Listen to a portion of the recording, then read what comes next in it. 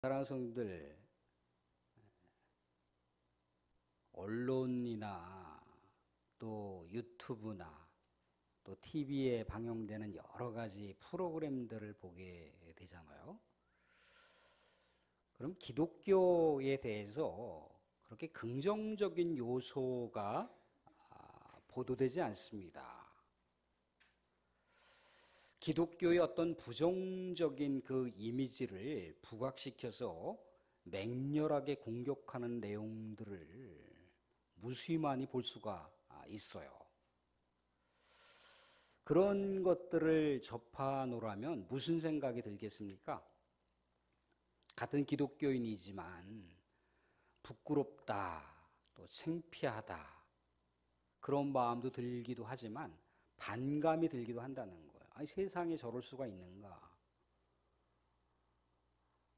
앞뒤 모든 그 맥락들을 살펴보지도 않고 저 방영되어 있는 그 저 보도가 진짜 사실인가?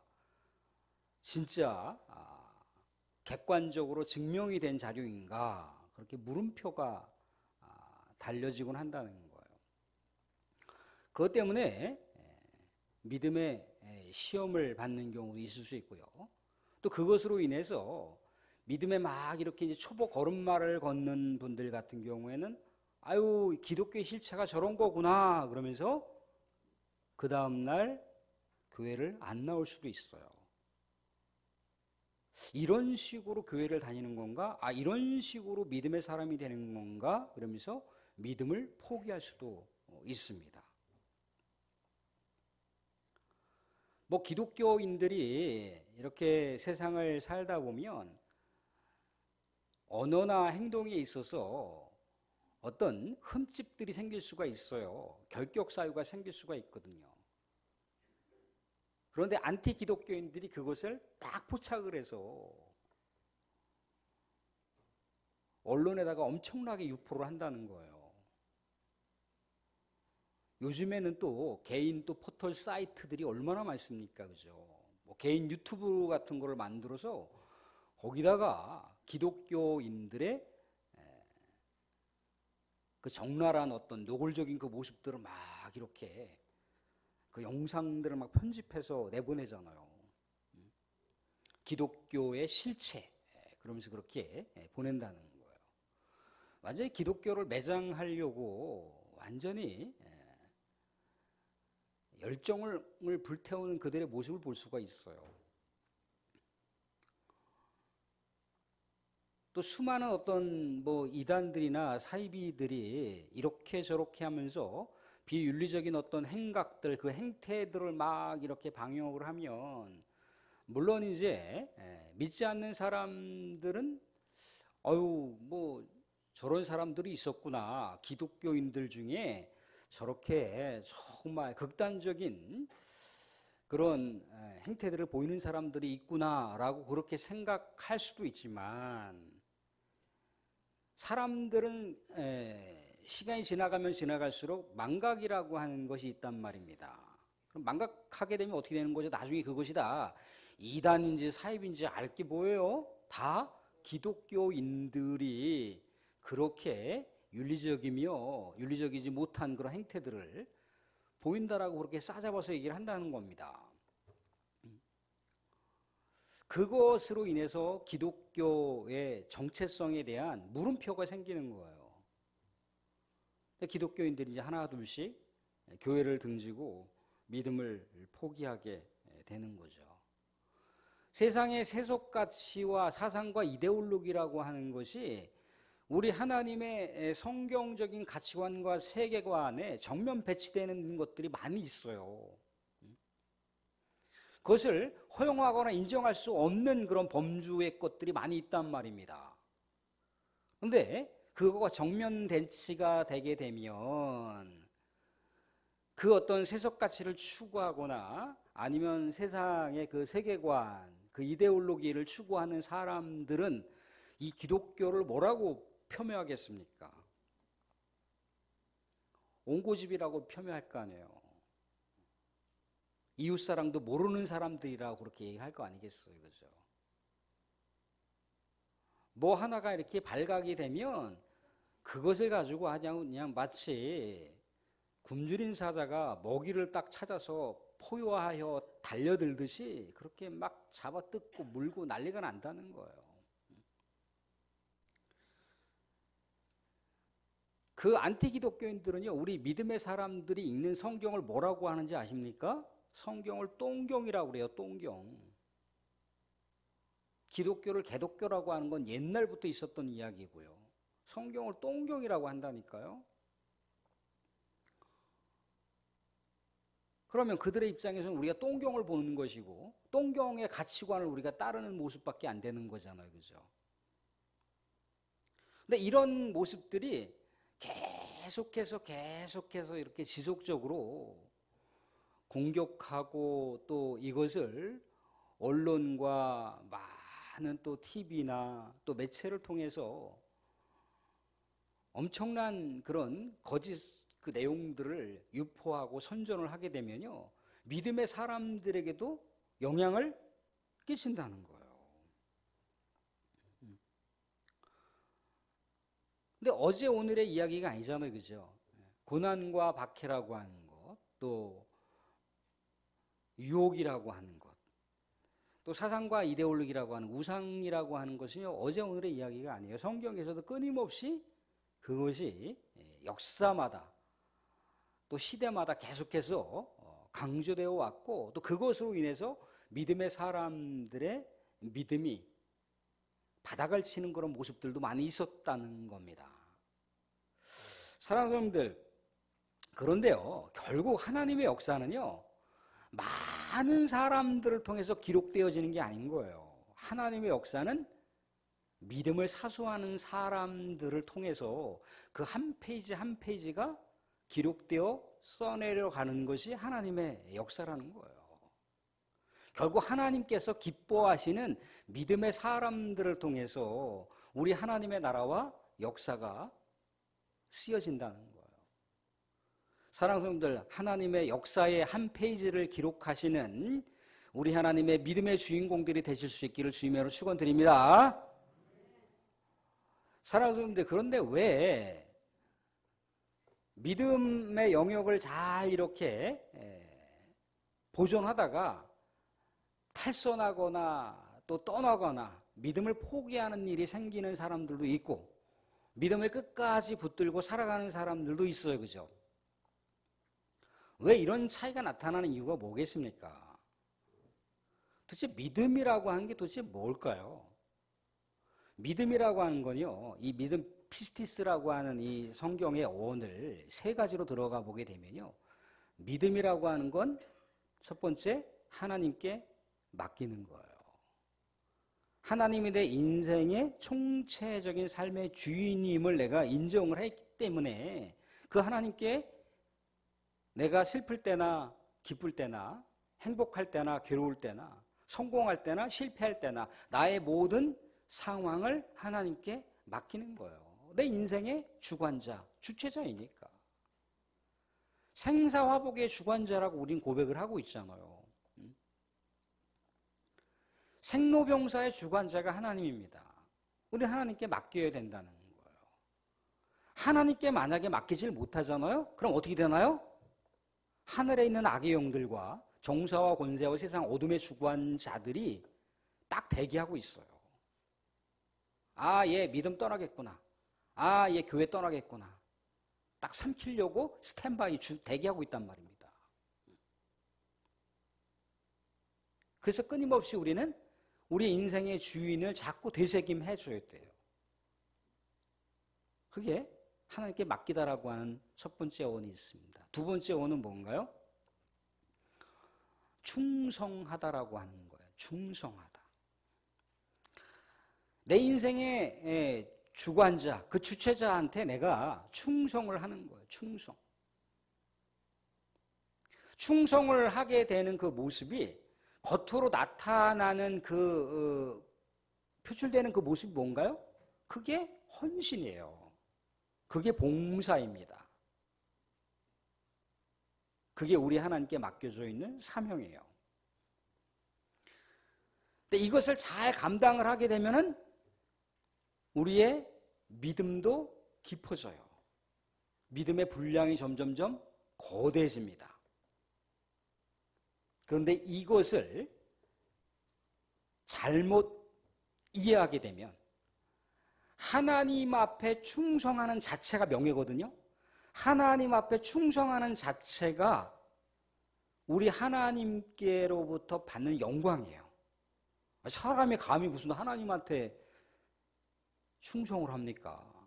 그 충성하는 자체가 영광이고 그게 명예라는 거예요. 근데 이걸 잘못 이해를 하게 되면, 오해를 하게 되면 어떤 일이 벌어지게 되냐면, 내가 하나님을 그만큼 섬겼는데, 그만큼 충성을 했는데, 내가 원하는 대로다가 왜 이루어지지 않을까? 왜 응답되지 않을까? 라고 하면서 실망을 하게 되고 좌절을 할 수가 있다는 거예요. 자꾸만 세속적인 보상 심리로다가 접근할 수가 있다는 거예요. 그래서 하나님께 충성하는 자체가 영광이고 명예라고 하는 것을 간과하시면 안 된다는 거예요. 세 번째, 이 믿음이라고 하는 피스티스는 어떤 의미를 담고 있냐면 신뢰하다라고 하는 의미를 담고 있습니다. 신뢰하다. 내가 우리 하나님을 떠나고 우리 하나님을 내가 배신할지언정 하나님은 날 버리지 않는다. 세상 끝날 때까지 나와 함께 하신다라고 하는 약속의 말씀은 변개되는 말씀이 아니라고 하는 것. 해와 달이 나를 상하지 못하도록 나를 끝까지 지켜주시는 분이 하나님이라고 하는 것을 신뢰하는 것. 그게 피스티스, 믿음이라는 거예요. 하나님을 신뢰하지 못하잖아요? 그럼 그 어떤 것으로부터도 신뢰할 수가 없습니다. 늘 언제나 의심 가운데 살아가요. 늘 언제나 불신하는 삶이 편만하게 나의 삶 가운데 나타날 수가 있다는 거예요. 하나님을 온전하게 신뢰하게 됐을 때 다른 것들을 또한 우리가 넉넉하게 품을 수가 있다는 거예요. 주님을 온전하게 신뢰했던 사람들이 결국은 끝까지 믿음의 길을 가게 되고 순교의 길을 가면서까지도 우리 주님을 끝까지 붙드는 모습을 갖게 된다는 거예요. 사랑하는 성도들, 이렇게 믿음이라고 하는 것은 내 인생의 총체적인 주인이신 하나님께 맡기고 그 하나님께 충성하고 또 그 하나님을 신뢰하는 것인데, 우리 인생의 여정길, 믿음의 여정길을 살다 보면요, 우리가 원하지 않는 환경을 만날 수가 있어요. 그죠?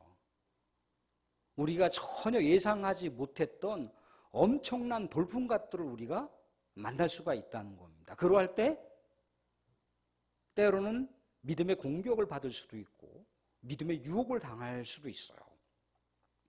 그러면서 점점 어떻게 되나요? 하나님을 망각할 수가 있습니다. 하나님을 점점 희미하게 방치할 때가 있을 수 있다는 거예요. 때로는 시간이라고 하는 것을 내가 너무나 나의 일과 나의 계획에 집중하다 보면 하나님을 잊어버릴 수가 있어요. 물론 그것이 순간적으로는 얼마든지 그럴 수 있는데 이것이 오랜 시간 동안 방치되는 것을 내버려 두면 문제가 돼요. 믿음은요, 타이밍이 중요합니다. 내가 뭔가 하나님이 점점 희미해지게 느껴질 때, 내가 하나님이 뭔가 내 삶 속에서 뭔가 이렇게 가까이 느껴지지 않을 때, 그때야말로 바로 하나님의 은혜를 공급받을 때예요. 그때야말로 십자가 예수 그리스도의 그 희생을 다시 한번 상기할 때입니다.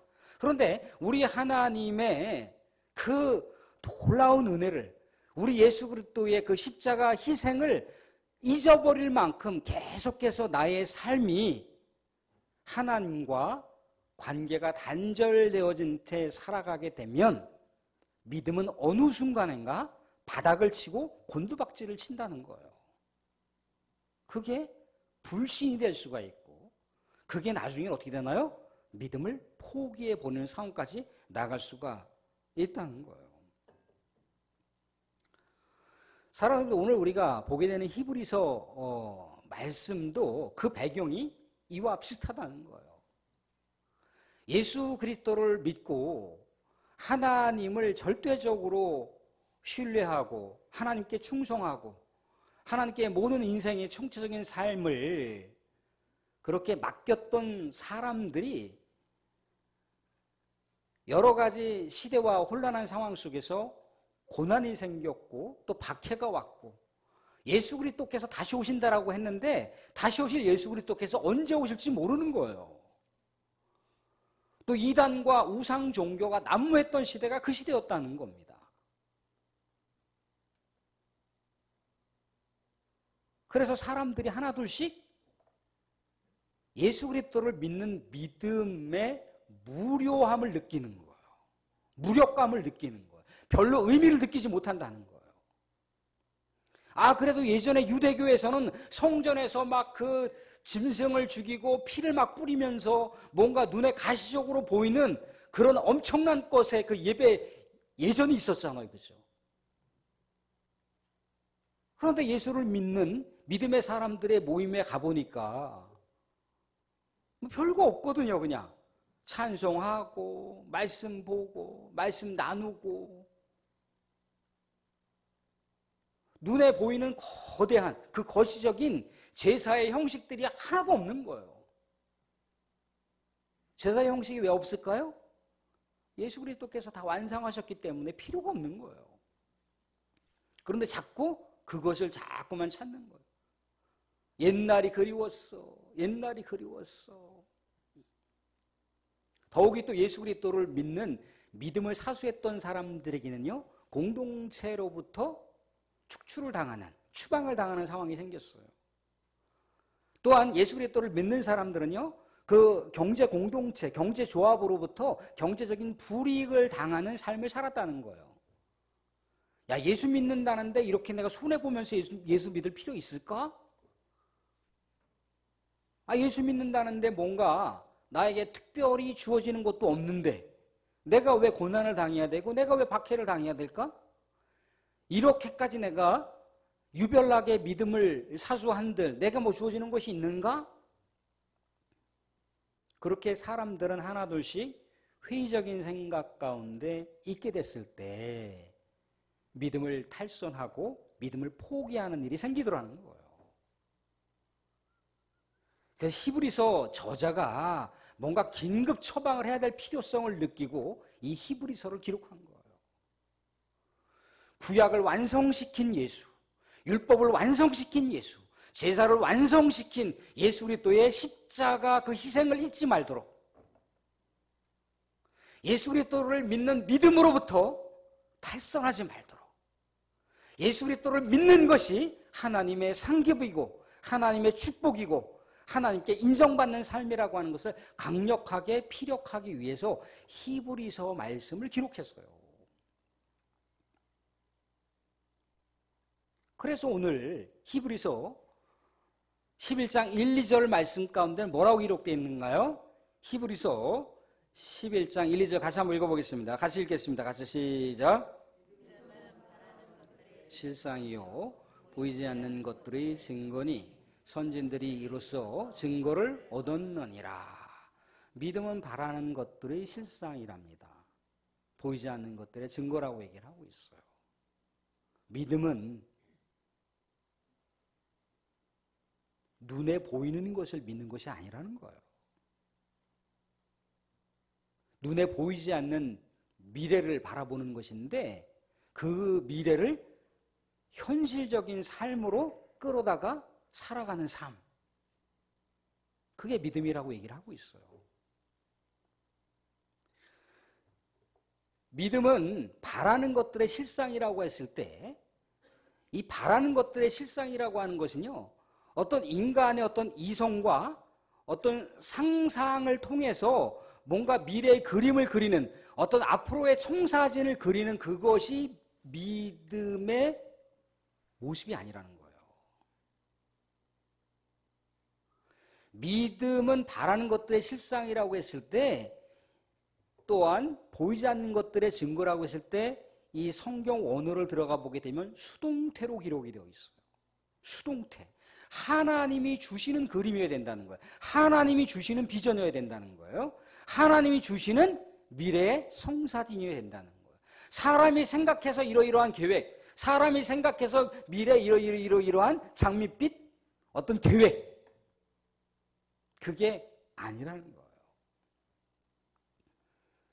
하나님이 주시는 비전이라고 하는 것, 하나님이 주신 미래라고 하는 것, 하나님이 주시는 계획이라고 하는 게 도대체 뭔가요, 그러면?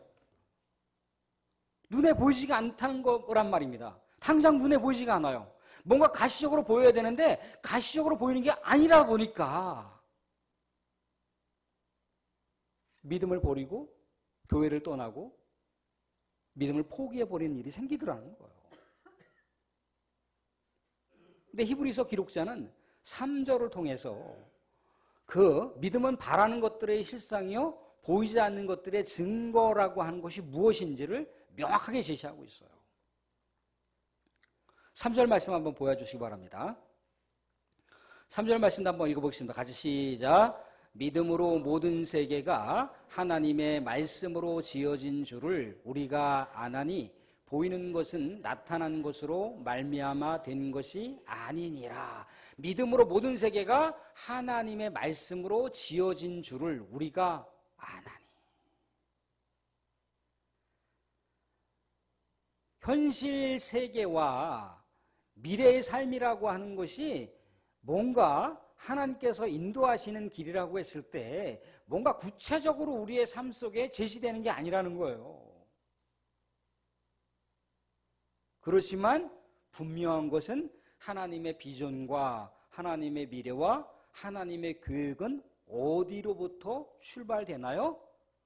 우주 만물을 창조하신 하나님의 말씀으로부터 시작되고 말씀을 통해서 하나님의 비전과 하나님의 미래와 하나님의 청사진과 하나님의 계획이 담겨 있다라고 하는 이야기를 지금 히브리서 저자가 이야기를 하고 있는 거예요. 우리가 안다는 거예요. 우리가 하나님의 말씀이 이렇게 모든 우주 만물을 창조했다라고 하는 걸 우리가 안다는 거예요. 하나님의 말씀을 아는 사람들, 하나님의 말씀을 붙들고 살아가는 사람들은요, 어떤 분명한 형체가 보이지 않지만 그 약속의 말씀을 붙들고 앞으로 미래로 그렇게 한 걸음 한 걸음 나아간다라고 하는 얘기를 해주고 있어요. 하나님의 약속의 말씀이 바로 현실을 살아갈 수 있는 삶의 동력이 된다는 거예요. 믿음의 동력이 하나님의 말씀에 있다라고 하는 것을 강조하고 있는 거예요. 그래서 오늘 등장하고 있는 세 사람의 인물을 볼 수가 있습니다. 누구를 볼 수가 있나요? 아벨을 볼 수가 있고 또 누구를 볼 수가 있나요? 에녹을 볼 수가 있습니다. 또 누구를 볼 수 있나요? 노아를 볼 수가 있어요. 자, 좀 전에 믿음에 대한 어원을 가지고 얘기했을 때 믿음이 뭐라고 그랬던가요?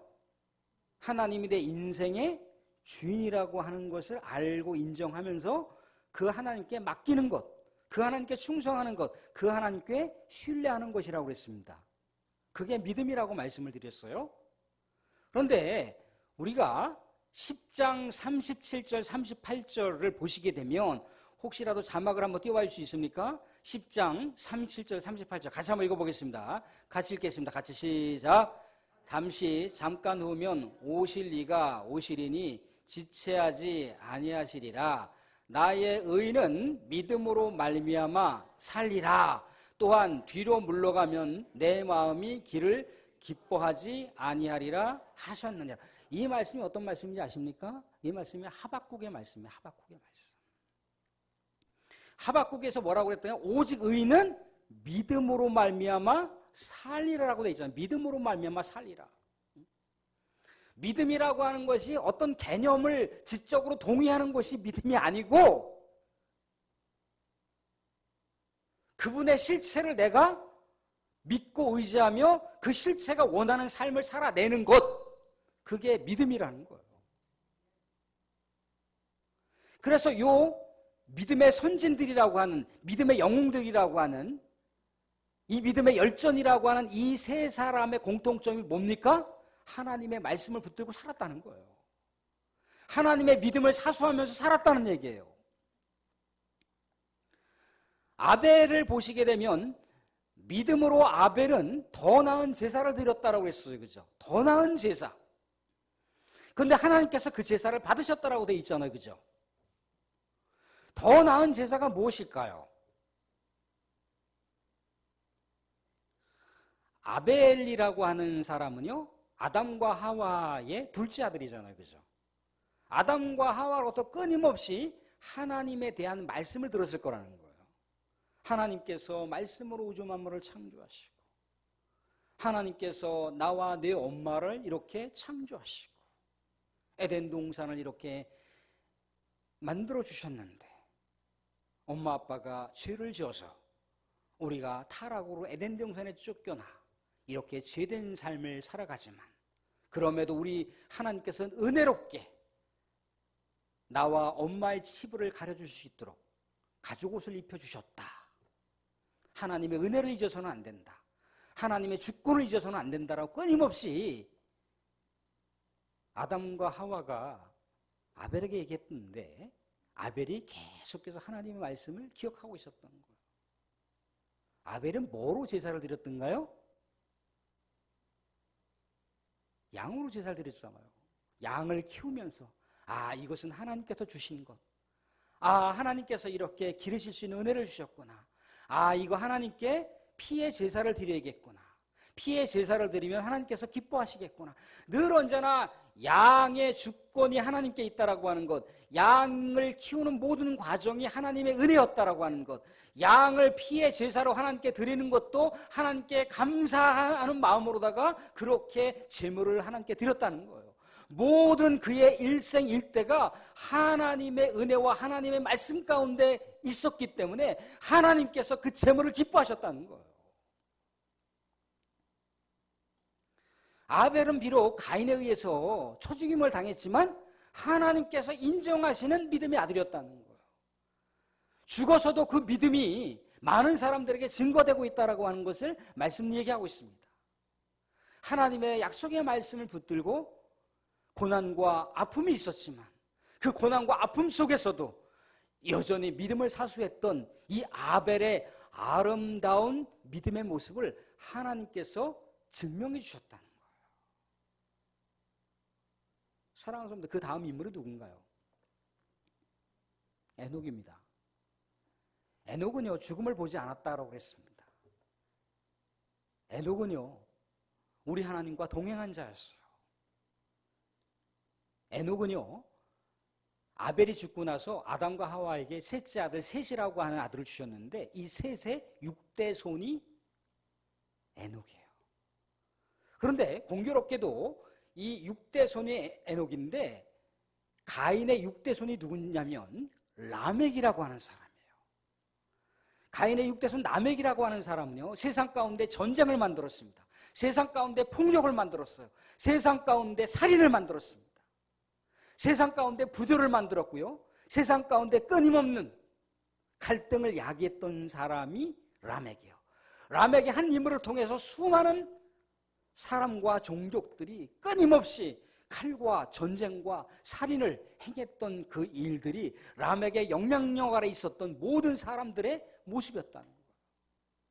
하나님을 잊어버린 사람들, 죄악이 창궐한 시대를 만들어갔던 사람의 시대가 라멕이 만들어놓은 시대였다는 거예요. 그런데 그 시대, 동시대 가운데 이 에녹이라고 하는 사람은 나는 그렇게 세상의 살인과 파괴와 전쟁을 일삼는 세상의 영향을 받지 않고 하나님의 말씀을 붙들고 하나님의 선한 삶을 나는 살아가기를 원해. 그러면서 하나님을 늘 언제나 찾았다는 거예요. 하나님, 나는 이 세상의 영향을 받고 싶지 않습니다. 하나님만 의지하면서 하나님이 원하시는 삶을 살고 싶어요 라고 그렇게 하나님을 치열하게 붙들고 살았던 삶이 바로 에녹의 삶이었다는 거예요.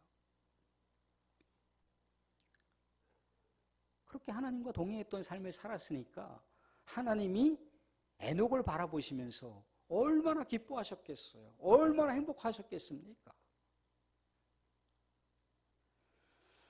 또 마지막 노아라고 하는 사람이 어떻습니까? 노아라고 하는 사람 우리가 알다시피 이 땅 가운데 우리 하나님께서 홍수에 대한 경고의 메시지를 주고 방주를 짓게 하셨어요. 그렇죠? 방주를 자그마치 몇 년 동안 지었습니까? 120년 동안 지었어요. 근데 120년 동안 지면서 많은 사람들 앞에 왜 방주를 짓는지에 대해서 설명을 했을 거 아니에요, 그죠? 머지않아 홍수가, 대홍수가 나타날 것인데 여러분, 하나님께서 구원의 방주를 지으라고 하셨습니다.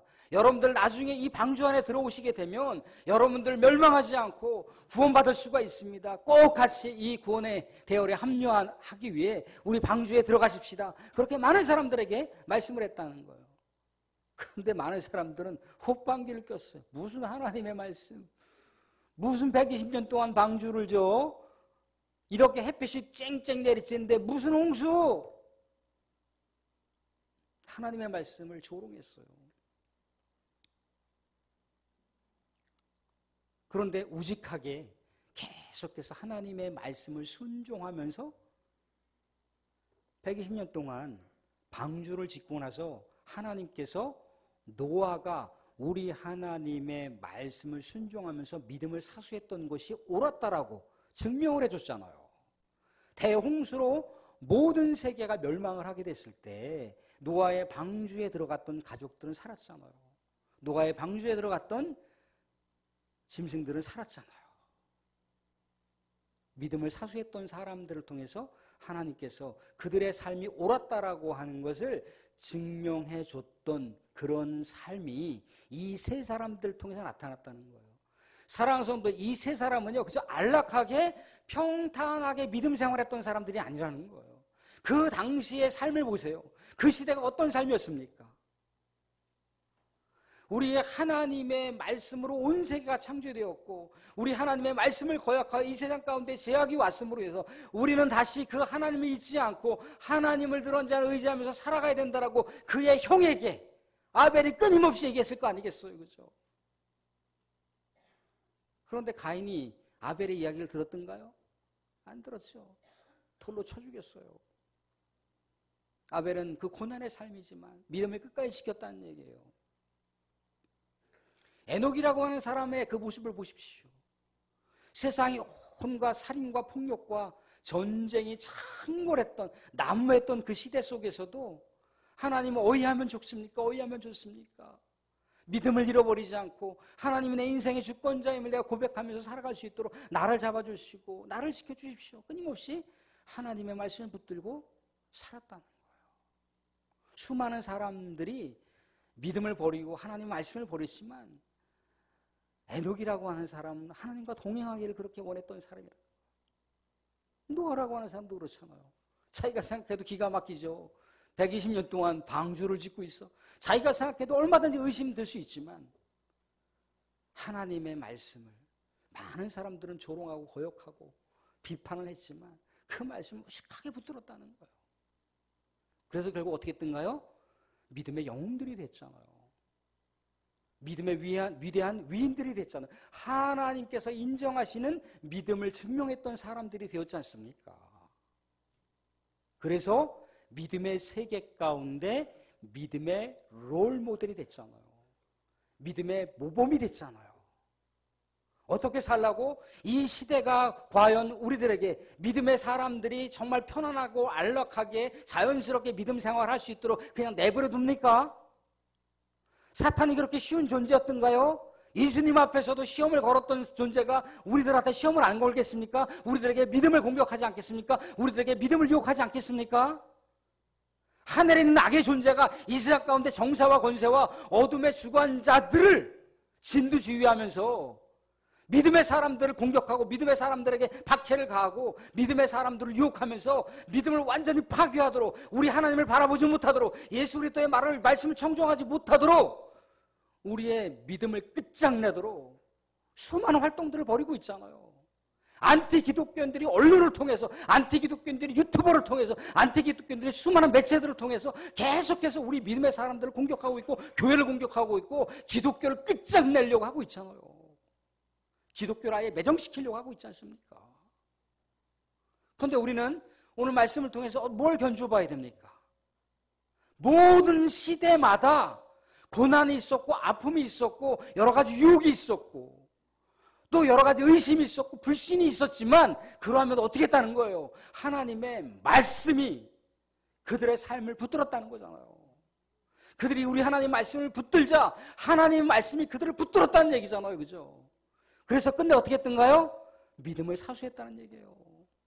그래서 우리 하나님께서 너네들의 믿음이 옳았어라고 하나님께서 인정하시고 하나님께서 그들의 믿음이 옳았다라고 하는 것을 증명해 주셨잖아요.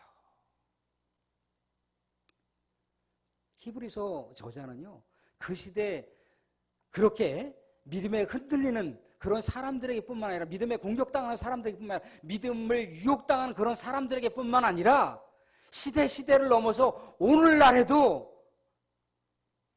의미 없는 믿음 생활하는 거 아닌가? 쓸데없이 종교 생활하는 거 아닌가? 예수 믿어서 뭔가 달라지는 게 있는가? 예수 믿어서 뭔가 뚜렷하게 나의 미래가 장밋빛 미래가 펼쳐지는 것도 아닌데 라고 의심하게 만들고 회의하게 만들고 교회 다니는 거 정말 재미없다라고 그렇게 여러 가지 불신하는 삶이 들어오도록 그렇게 조장하고 만들어가는 그 시대지만 우리가 어떻게 살라고 하는 겁니까? 진리에 우리 하나님 말씀 붙들고 우직하게 인내하면서 한 걸음 한 걸음 하나님을 향하여 나아가는 것, 그것이 믿음이라고 얘기를 하고 있습니다. 사랑하는 분들, 끝내 우리의 믿음을 사수하셔서 하나님께 인정받고 하나님께 상급받는 우리 성도가 되실 수 있기를 주님으로 축원드립니다.